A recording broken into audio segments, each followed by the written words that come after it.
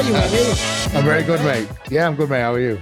I'm good, buddy. I'm good. Thanks for your time today. No we problem. we were texting a few weeks ago, and obviously, since we last spoke, you went out there and absolutely destroyed those two guys. Were they brothers? Yeah, they were brothers. Yeah. Yeah. You beat the shit out of them, mate. Talk to me about that, because that was mental. I mean, like with any fight, there's always a risk. I think taking the fight on, it doesn't seem it, but it was quite a big deal for me, because fighting two guys at the same time, especially brothers, you know, I'm sure you've got brothers, Michael. I'm sure you have. Oh, yeah. They used to beat the shit out of me every day. Yes, but I'm sure you've had some fights on the street with your brothers, and because it's your brother, that heightened adrenaline, that heightened sort of, you know, you're going to risk your life to save your brother, aren't you? So there was a bit more risk there than I think everyone gives credit for. They were 65 kilo guys, but I mean, look, it all went my way, but it could have gone terribly wrong, and I could have got battered by two midgets. So that would have been terrible. and when you're the world's strongest man, that's not a good look. No, exactly. So there was definitely a lot to lose taking that fight. That's for sure.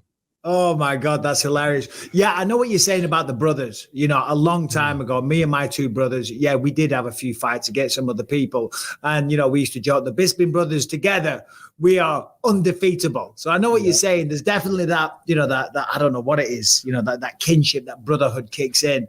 Let me ask you though, going into that, what was the game plan? Or what did you expect them to do? Because two people on one, you could be very strategic. There's about a million different ways they could have approached that. What did you think they were going to do? And what was your game plan? I think their tactics were to wear me down, like keep getting me to chase them around the ring, draw me into the middle and attack from both sides at once. And I was quite aware what that, you know, because how else would you approach someone like myself? You're not going to come head on. And then my tactics were to put my back against the cage and just keep both of them in view at all times. And basically, if one got in arm's reach, just absolutely go nuts on one and ignore the other one. Because you can't hit people at the same time, you know. So that was my tactic, really. That's actually really smart if you put your back up against the fence, because obviously a man your size, that's what they're going to try and do. They're going to try and jump on your back, choke you out. There was a fighter in Pride back in the day, Zulozinho, and he was absolutely gigantic, and I used to train with him a little bit, and that was my tactic every time. Take his back and try and choke him out, because he'd throw me around like a rag doll. But dude, that one punch that you landed on that guy, I felt sorry for him, man. You floored him. I felt sorry for him as well. It was such a sweet science punch, because he sort of walked onto it at the same time. And I mean, you've hit a lot of people in your life, and you usually feel something on the end of your fist. I didn't feel anything. It just went through his face. it was like a hit a feather pillow, you know? And that's when I was like, because I didn't feel anything, it was like, oh, like that must have, because his head just spun round. I was like, oh man, I'm going to go to prison now. Yeah. But yeah, luckily he regained consciousness a couple of minutes later and was okay. I mean, he had a sore head for a few days, but he was all right. Did you talk to him after? Yeah, no, we did. I went and made sure they were okay after the fight. But yeah, you know what? Like, fair play to them. They've got to have balls of steel to get in the cage of someone my size as well. Yep. And they did. And a lot of the stuff before the fight, we had a few, like, what's the right word? We had a few agreements in place where I couldn't actually put my body weight and slam them into the ground, you know, because you don't want to break people's necks and stuff. No. But they, like, I was saying, like, do you want 8-ounce gloves? Do you want 12-ounce gloves? They're like, no, we want 4-ounce gloves. And I was like, are you sure? Like, yeah. I was like, okay. Well, they've got to maximize their impact if they're going to do any damage. Yeah, I just felt sorry for him, man. It was, it was good fun though. It was good fun. Yeah. No, and it was good fun to watch. And congrats, mate. Congrats. All right. So real quick, I am starving. I worked out this morning, and even though you work out every day, what you put in your body is more important than anything else. I like to stay in shape, and I like to eat good food. Now, Rebecca's out. She's getting a haircut right now. I've got to fend for myself. But fortunately, I got a delivery of Factor meals. These things turn up at your house on your doorstep, fresh every single week, and they are absolutely delicious. I would have more of these, but I've eaten some of them. I was supposed to save them before I did the ad read for Factor meals, but as I say, I've eaten a few of them. Right here, we've got Romano shredded chicken with tomato cream, red pepper, zucchini, and herb butter. We've got chicken Florentine with spinach and garlic chili cauliflower. That sounds amazing. I think I'll go with that one. As I say, you can get all kinds of options. It's healthy food. It's never frozen. It tastes absolutely delicious. And I know what it's like. You're out at work all day. You've had a long day. When you come in, you don't want to cook. You don't have to go to the grocery store. You just open your fridge, you get out one of the meals, you get a fork, you pop it a few times, and you stick it in the microwave for 2 minutes, and the next thing, you're eating a delicious meal. So as I said, these things are absolutely delicious. 2 minutes, no messing around, no going down the supermarket, no hassling your wife. You just get home, you stick it in the microwave, 2 minutes, healthy, calorie smart, keto, you know, whatever you want. Never frozen, and as I said, the best thing is the taste. I mean, come and get a look at this. Absolutely delicious. This one here is the chicken Florentine with spinach, garlic, and chili cauliflower. I cannot wait, because let me tell you, I am starving, and as I said, Rebecca's off getting a haircut, so I'm fending for myself, and you can too. If you're a busy guy or girl and you don't have time to cook or get to the grocery store, then check out Factor Meals, factor75.com, and if you use the code Bisping50, you're going to get 50% off your first month, and then you're going to get 20% off your next month's order as well. So if you're too stressed out, if you're too tired, if you can't cook, if you can't be bothered, if your life is just too manic, or you just want a bit of convenience, factor75.com. The code is Bisping50 for 50% off your first month and 20% off the next month. Right, that's it. I'm starving. See you in a bit. As I said, we were texting a few weeks ago, and obviously I'm seeing a few rumors around here and there. But one name that I saw, and that's why I texted you, was Tyron Woodley, the former UFC welterweight champion of the world. Is there any truth to that? Has that gained any traction since then? I mean, his name has never come under my nose, but I'm not saying there isn't any truth to it, because I've been talking to several outfits, trying to get another fight under my belt, so to say. And it's probably true that somebody reached out to Tyron Woodley saying, "Would you fight Eddie Hall?" So yeah, it probably is true. Yeah. All right. Well, he did say recently that he's definitely coming back to MMA as well. So you never know. A bit of a step up in weight class for him again, but still. I see a rumor of you maybe the Mountain from Game of Thrones. Any truth to that one? No, I don't think. He's stuck into his strongman at the minute. I don't think he wants to get back into fighting. But if he did, I'm all for it. Pudzianowski? There's a lot of talk with me versus Pudzianowski. 5 times world's strongest man. I mean, he's been doing MMA for 15 years, 16 years, I think. Time. Yeah, and you know, I've got to be brutally honest. He's a hard bastard. You can, you know, of course, he's had his arse handed to him like any fighter has. But the ones he's won, you're like, he's put some good world champions on their arse and done very well. Yeah, I want to get stuck into that. I'm trying my best to get a contract put in place to fight Marius, hopefully early next year. So I'm going quite heavy training for that, really. Nice. And obviously you'll be there. Do you train with Tom Aspinall? Like, is that the gym that you go to predominantly? When camp starts, I think that's where I will go to a lot for my sparring, because he's got some big lads up there. And Tom's great. You know, I can ring Tom up and say, can we jump in the ring next week and do a bit of sparring? And he's brilliant. And luckily he doesn't take my head off my shoulders. He's a good sparring partner. Yeah. No, Tom's the man. He really is. And people are sick of me saying how good of a man he is. Anyway, so I'm not going to go any further. I was reading, obviously we're going to speak today, so I gave you a little Google search.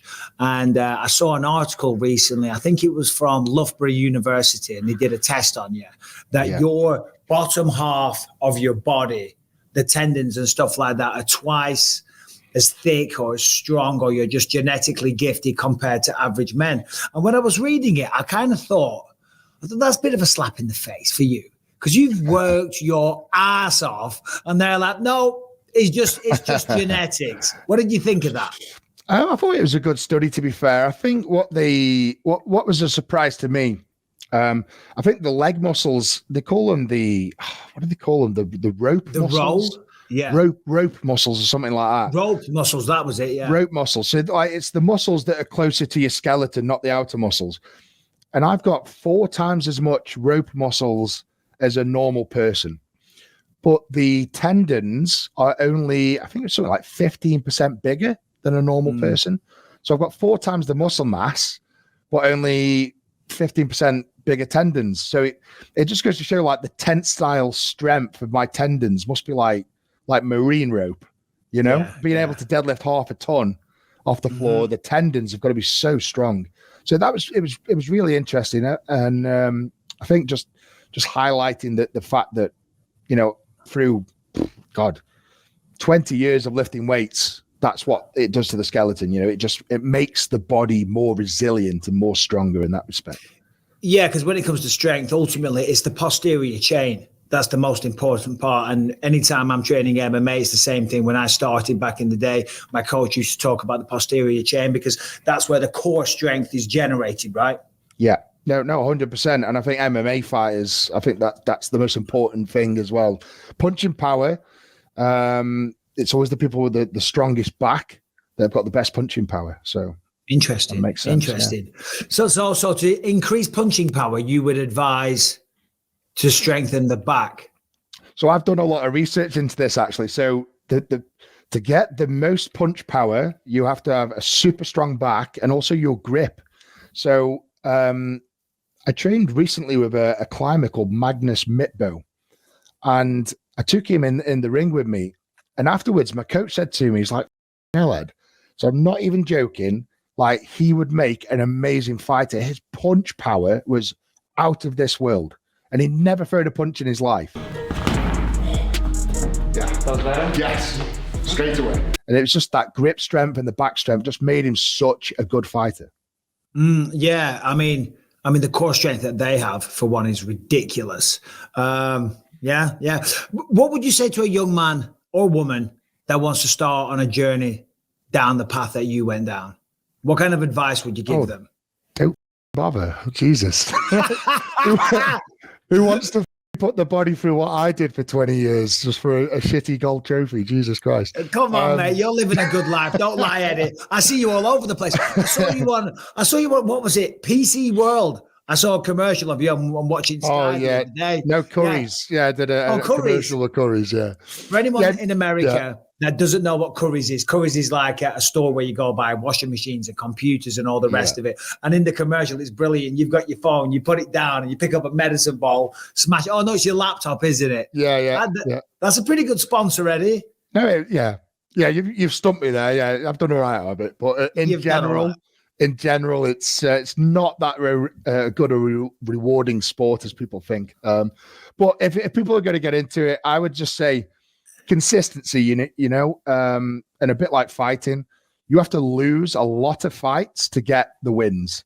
And I think you've got to realize that with the gym is you've got to have a lot of failures. You've got to attempt those lifts, fail a lot of lifts to be able to get those gold medals. I remember I kept losing competitions like World's Strongest Man, Britain's Strongest Man, and my psychiatrist I was working with said to me at the time, what if I told you were only 8 losses away from winning the World's Strongest Man? And that's when it clicked in my head.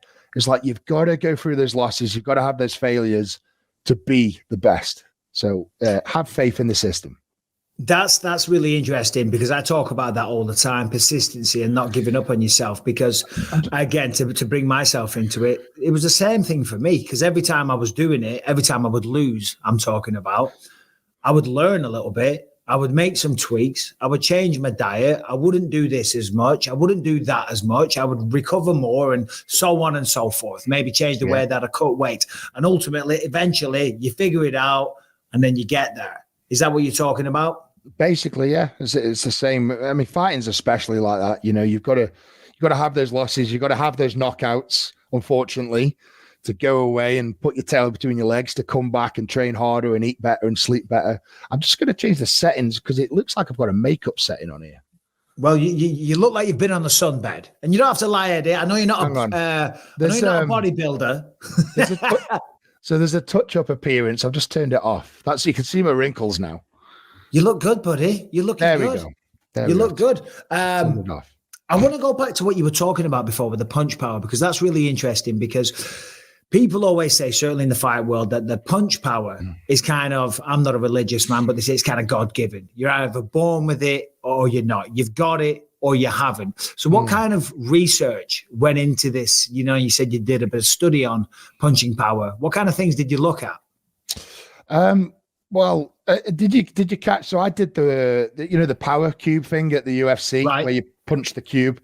So I've got the highest score on that right now. It's something like 200 and I was 210,000. What?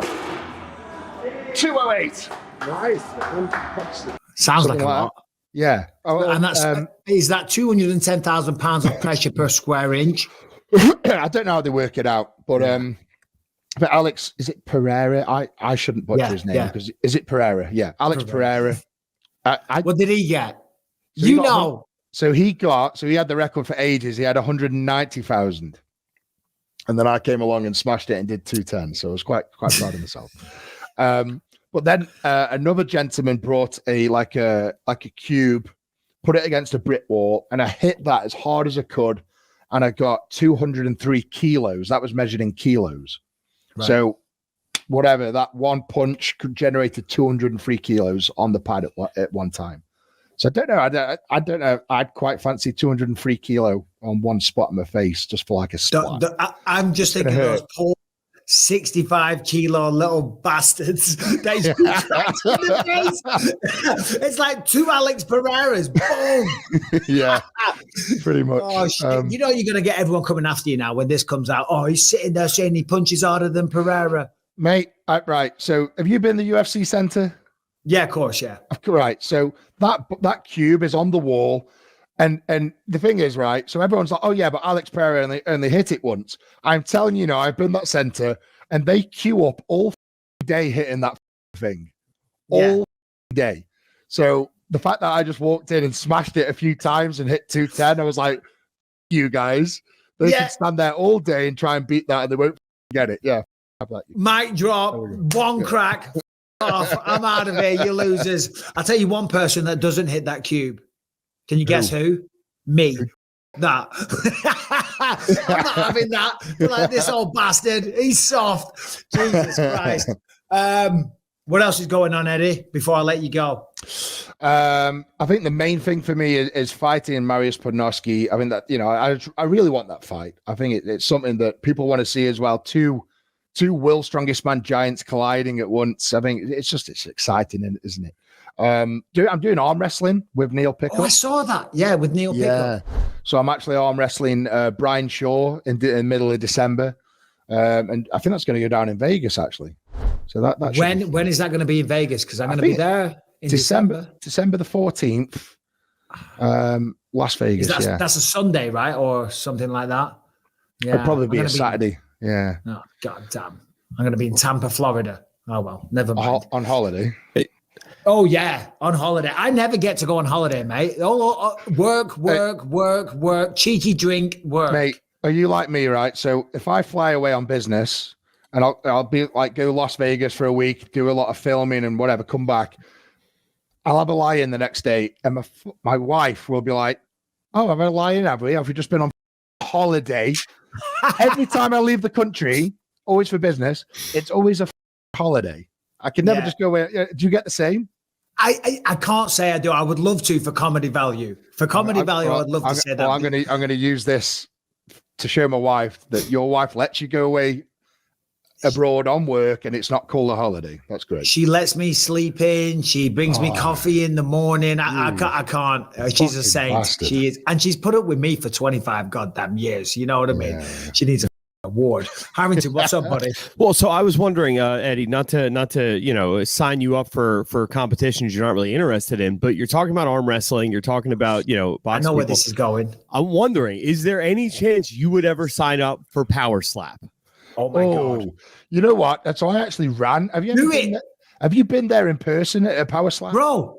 I'm the commentator, mate. It's evil. So I ran one in Dubai, mate. That I literally watched a man get slapped, fall down, and I watched his chest. He stopped breathing for like 2 minutes, and when I saw that, I was like, "This, like, you'd have to pay me." In fact, no, I'll take it all back. Everyone's got a price. Everybody's got a price. Yeah, you get me the right money, I'll come and do Power Slap. I might know some people there. I'm commentating Power Slap in Saudi Arabia. I leave at the weekend. There's another one coming up soon as well. I might know a man who knows a man who knows a man, and I reckon you could slap the shit out of someone. Michael, you get me a good figure sent across on a text, mate, and I'll turn up, man. I'll turn up. Okay. Harrington, was there any good questions on Twitter for Eddie before we let him go? Just the one from Corey Miller. He wants to know, who in the UFC do you think would do well at strongman, if anyone? Oh, that's a great question. And before you answer that, before you give me a name, obviously fighting, you're going to be dedicated and all the rest of it. But what kind of attributes do you need as an individual to make it as a strong man? Because I'm sure there's a lot that goes into it that someone like me has no idea about.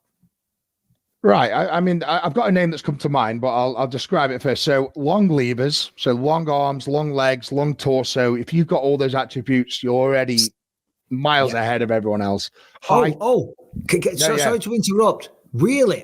See, because I always say, because my son, Lucas, he's only 14 and he's lifting, but he's got super long limbs. Yeah. And I'm like, your range of motion is so much further. So don't worry about it, son. That's why you're struggling. But you disagree. I disagree. You know more. I disagree, because your body can hold more muscle mass than the shorter guys.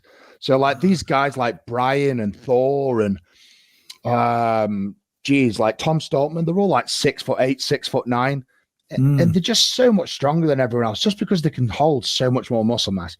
If you've got height in strongman, then you've got such a big advantage. Interesting. So to answer the question, who I think could transfer over very well, I think Francis Ngannou would absolutely smash strongman. I think it's just got that natural raw strength. I think, was he like shoveling shit for years in where's sand? Sand, like that kind of like endurance and raw strength. Like he would dominate. He would kill. Yeah. Interesting. What about our boy Tom? Tom Aspinall. I tell you what, he's strong. Just say he's a pussy. He's too weak. Just say that line for me, Eddie. Tom's too weak. Mate, this is going to be cut up and sent to him. I know it is. Okay. Of course it is. Okay. Yeah, Tom Aspinall's a right pussy. Yeah. Like bench 20 kilo. He'd be shit. Yeah, crap. Pathetic. Yeah. Eddie, thanks for your time, mate. Always a pleasure talking to you. Thank you very much. I'll let you go, mate. Thank you. Cheers, Michael. Nice to see you, man.